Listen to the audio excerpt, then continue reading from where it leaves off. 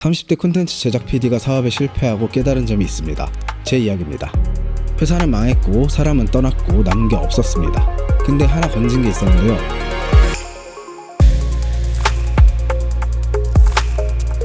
안녕하세요, 반갑습니다. 김상호 PD입니다. 저희 20대는 영화사에서, 방송국에서, 프로덕션에서 일한 세월들이었습니다. 지내면서 선배들에게 많은 것을 배웠는데요. 노하우, 경험, 기술 아주 많이 배웠습니다. 그리고 연출 감각이나 기획, 아이디어 이런 부분에 대해서도 칭찬을 많이 받았습니다. 착각인지 실제인지 모르겠지만 천재 소리를 좀 들었어요. 어느 날 30 후반의 한 선배 PD님이 저에게 조언을 해주셨습니다. 많이 생각하고 감각을 익혀두고 기록해두라고. 30 중반만 넘어도 여러 면에서 후배들에게 밀리고 감각은 떨어지고 아이디어는 예전처럼 떠오르지 않을 거라고 조언해 주셨어요. 저는 그 말을 마음에 새겼습니다. 저에겐 비전이 있었습니다. 모두가 생각해서 자기 고유성을 발견하고 그것을 추구하며 사는 세상. 그걸 영상 컨텐츠로 만들어가지고 이루려고 했습니다. 그러기엔 주어진 시간이 짧아 보였어요. 감각이 사라지기 전에 이뤄야 했으니까요. 그래서 저는 제 능력을 키우는 것만으로는 부족할 것 같다는 생각을 했습니다. 회사를 세웠어요. 제가 능력을 잃어도 대체되어도 이 비전만은 계속 굴러가도록 오직 그것을 위해서 몸부림을 쳤습니다. 최선을 다해서 회사를 경영했습니다. 벌써 그 선배 PD님께서 말씀하신 30 중반에 이르고 있습니다. 그리고 감각과 아이디어가 희소성을 잃어갈 날이 머지 않았음을 느낍니다. 그런데 돌아보니까 남는 게 없습니다. 회사는 망했고요.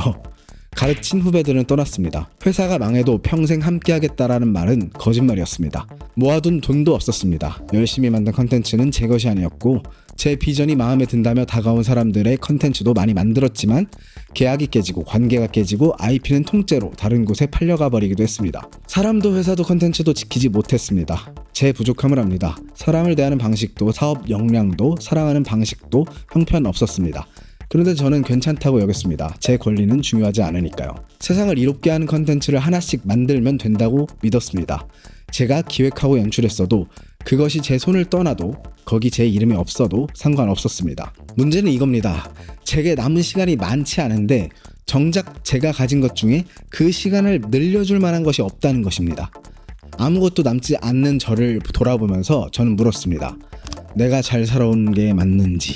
존재의 이유를 따라 살아왔는데 정신을 차려보니까 외롭고 저를 걱정한다는 말들은 노골적이었습니다. 저는 거대한 작품을 만들지 못했습니다. 메이저 방송국에서 연출할 기회도 있었으나 이루어지지 못했습니다.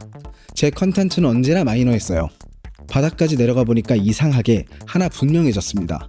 제 손을 떠난 건 컨텐츠였고 회사였고 이름이었습니다. 팔려나간 건 IP였어요. 그런데 그 전부를 만들어낸 생각, 그 비전만은 아무도 가져가지 못했습니다. 그래서 저는 제 방식을 바꾸기로 했습니다. 지금까지 저는 연출가로, 기획자로 이 비전을 이루려고 했는데 모든 책임과 약속, 기술과 법인은 언제든 제 손을 떠날 수 있으니까 앞으로는 제 손을 떠나지 않는 것으로 비전을 말하려고 합니다. 저는 직접 고유성 사상가로서 말하고자 합니다. 평생을 생각하고 소유할 것들은 대체되지 못할 테니까요. 성공하든 실패하든 유기되든 우뚝 서든 그건 제가 상관할 바가 아닙니다. 이건 운명입니다. 모두가 자기 고유성을 발견하고 그것을 추구하며 사는 세상. 저는 이제 그 이야기를 제 언어로 시작해보려고 합니다.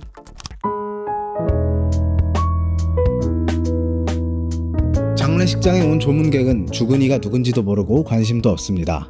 저는 언젠가 한 사람의 부고를 받은 적이 있습니다. 세 줄이었습니다. 어느 회사 본부장 역임, 어디 출신, 유족 아무개. 틀린 말은 하나도 없었습니다. 다만 제가 아는 그 사람이 거기에 없었습니다. 후배가 실수해도 그 자리에서 화내는 법 없이 회의가 끝나기를 기다렸다가 따로 불러서 조용히 말하던 사람. 실수의 뒷감당은 늘 자기 몫으로 가져가던 사람. 그 뒷모습을 저는 여러 번 봤는데 세 줄 어디에도 그가 없었습니다. 사람들은 그가 올라간 자리를 이야기했습니다.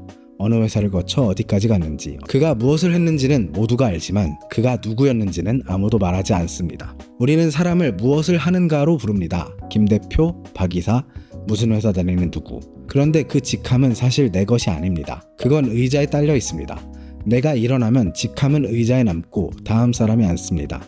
30년을 다닌 회사에서 정년을 맞은 분이 화분 하나 들고 나온 다음 주 월요일이면 그 자리엔 다른 사람이 앉아 있습니다. 회사는 흔들리지 않습니다. 그렇게 만들어졌으니까요. 그렇다면 직함을 떼어낸 자리에 남는 게 있을까요? 저는 그것을 고유성이라고 부릅니다. 그가 무엇을 좋아했고 무엇을 못 견뎌 했고 어떤 부당함 앞에서 걸음을 멈췄는지, 후배를 혼내지 않고 기다렸다 조용히 부르던 그 방식, 그건 직함이 아니라 그 사람 자체였습니다. 우리는 대부분 명함의 앞면으로 삽니다. 회사, 직책, 부서. 그런데 명함의 앞면은 어느 날 지워질 수 있습니다. 정년으로, 이직으로, 사업 실패로.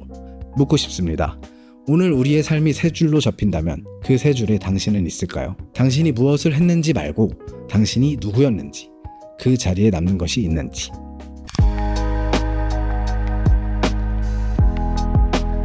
AI가 당신의 일을 대신하는 시대. 그런데 AI가 절대 못 뺏는 게 딱 하나 있습니다. AI와 함께 일하다 보면 솔직히 좀 무섭습니다. 지치지도 않고 불평도 없고 밤에 시켜둔 일이 아침이면 되어 있습니다. 성실, 정확, 속도. 우리가 그동안 능력이라고 자랑해온 것들을 AI는 전부 더 높은 자리에서 갖고 있습니다.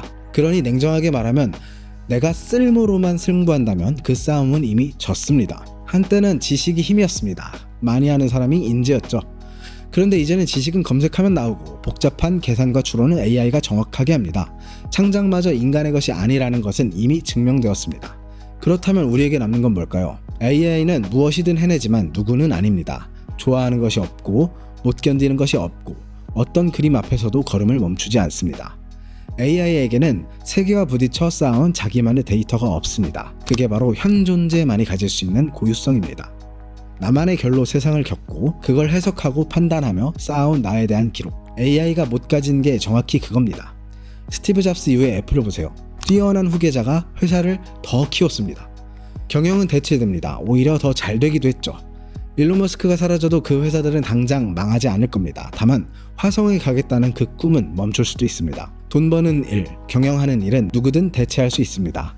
대체되지 않는 건 하나, 그 사람의 고유성, 그리고 그 사람의 비전입니다. 그래서 저는 고유성을 이렇게 봅니다. 타협할 수 없는 지점. 안락함이나 돈, 명예로도 바꿀 수 없는 나만의 것.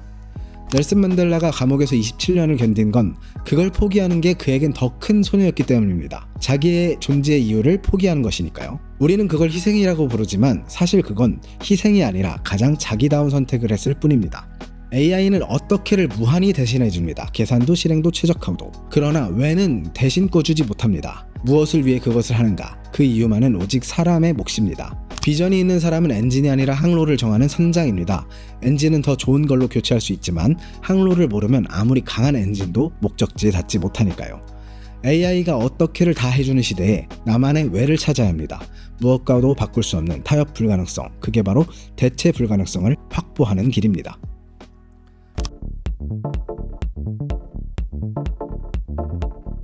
같은 유전자, 같은 집, 그런데 일란성 쌍둥이도 전혀 다른 사람이 됩니다. 저마다 다르게 주어진 나만의 고유한 결과, 사람이면 누구나 갖는 보편적 인식의 틀, 이 둘로 세계를 경험하고 그 경험을 해석하고 판단하는 동안 나에 대해 발견되는 모든 정보의 총체, 그것이 고유성입니다.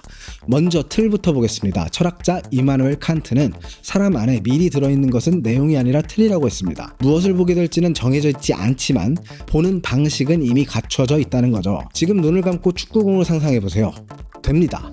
축구공이 없는 것도 상상이 됩니다. 그런데 공간 자체가 없는 것은 상상되지 않습니다. 시간도 그렇습니다. 시간이 멈추거나 거꾸로 가는 것은 상상해도 시간이 아예 없는 것은 상상할 수 없습니다.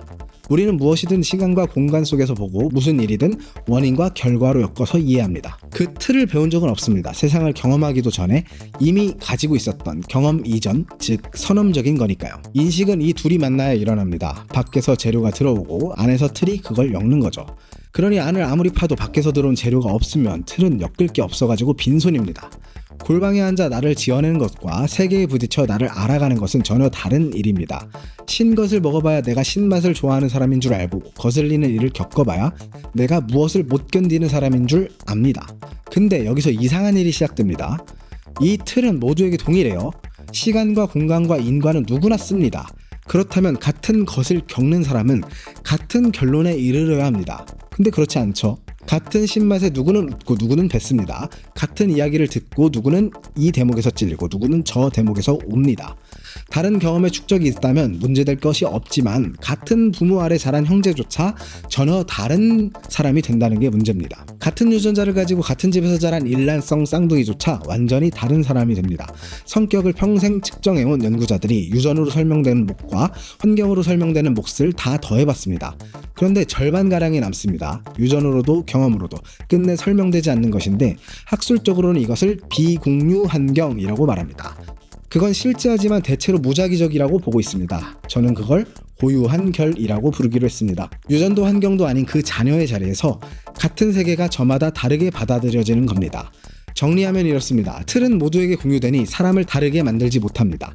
결은 저마다 다르니 같은 세계를 같은 틀로 겪어도 남는 기록이 달라집니다. 결은 주어지고 틀은 공유되며 그 위에 경험이 쌓여서 고유성을 발견하는 겁니다. 그래서 고유성은 안에 숨은 보물이 아니라 세계와 부딪히며 쌓인 나에 대한 기록입니다.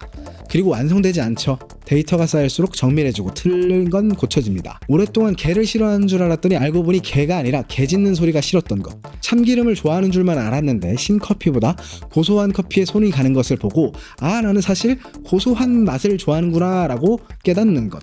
나이가 많은 사람의 고생이 눈에 밟히는 것, 불의가 승리하는 것을 못 참는 것, 낱개의 사실이 쌓이고 정정되면서 나라는 사람의 결 전체가 드러나는 겁니다.